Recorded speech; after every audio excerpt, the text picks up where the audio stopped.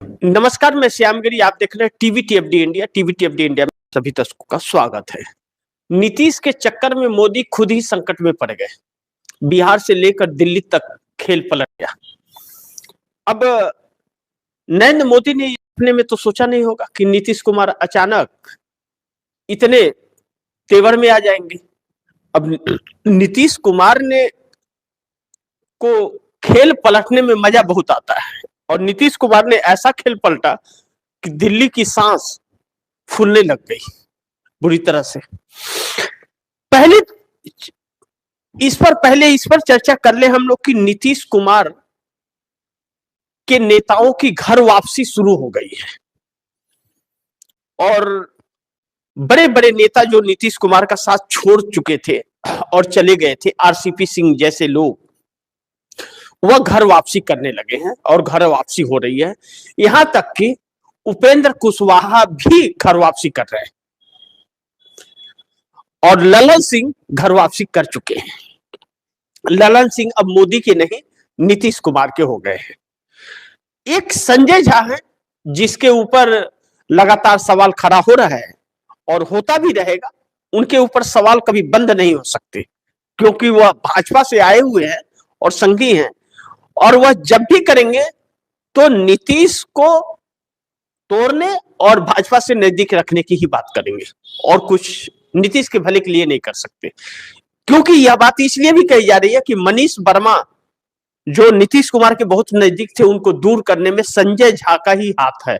उन्होंने मनीष वर्मा को अलग किया था, दूर किया था और उस मनीष वर्मा को नीतीश कुमार ने फिर नजदीक कर लिया।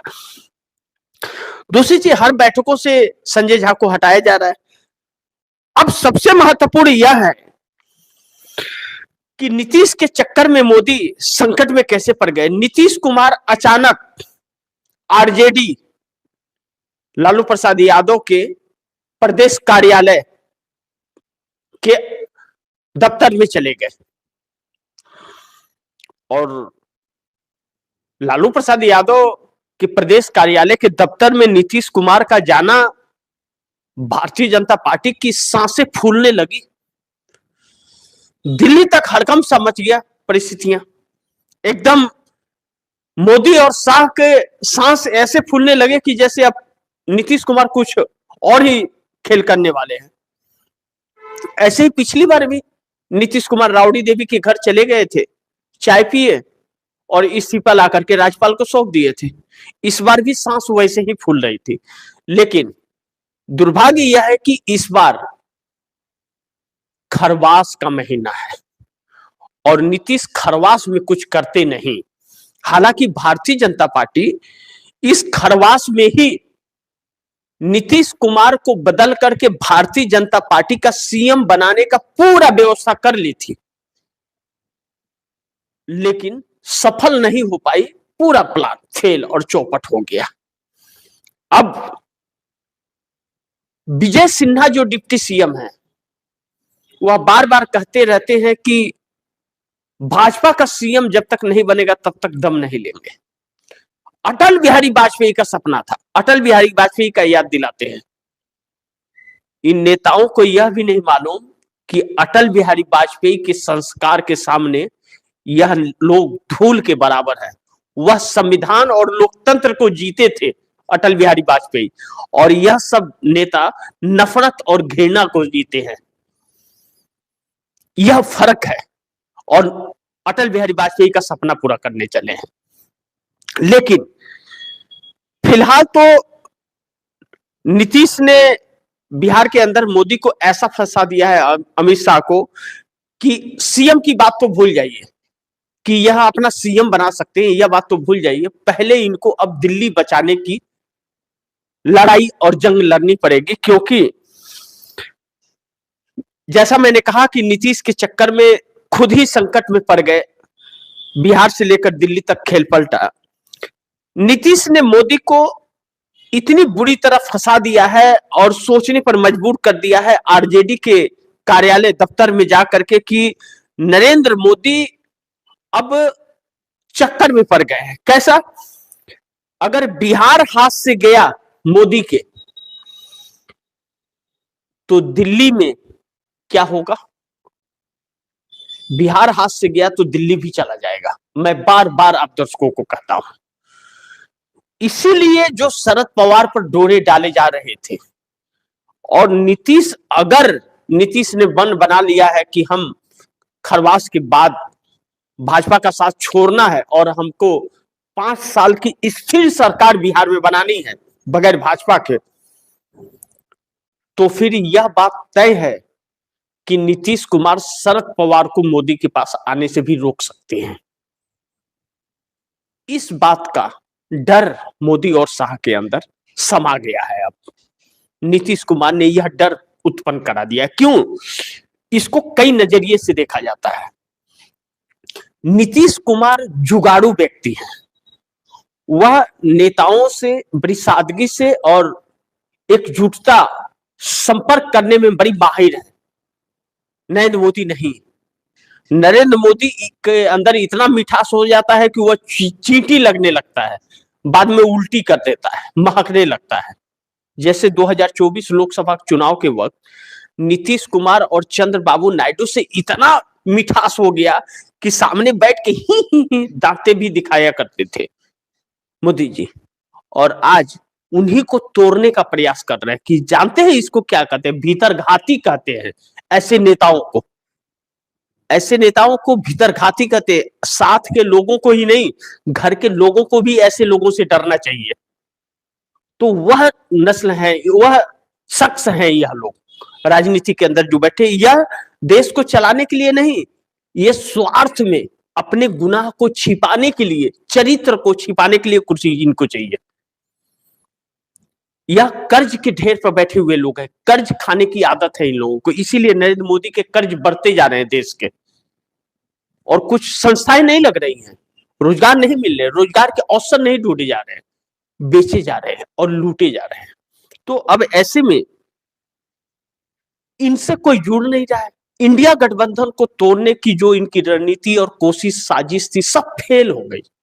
1.5 साल में एक भी किसी सदस्य को तोड़ नहीं पाए, बल्कि खरमंडल कराते हैं, फिर बाद में वो सब एक हो जाते हैं, आपस में लड़ते रहते हैं इंडिया गठबंधन वाले। और जब कोई ऐसी बात आती है तो सब एक होकर सड़क पर उतर जाते हैं, लेकिन टूट करके इनके पास आए नहीं।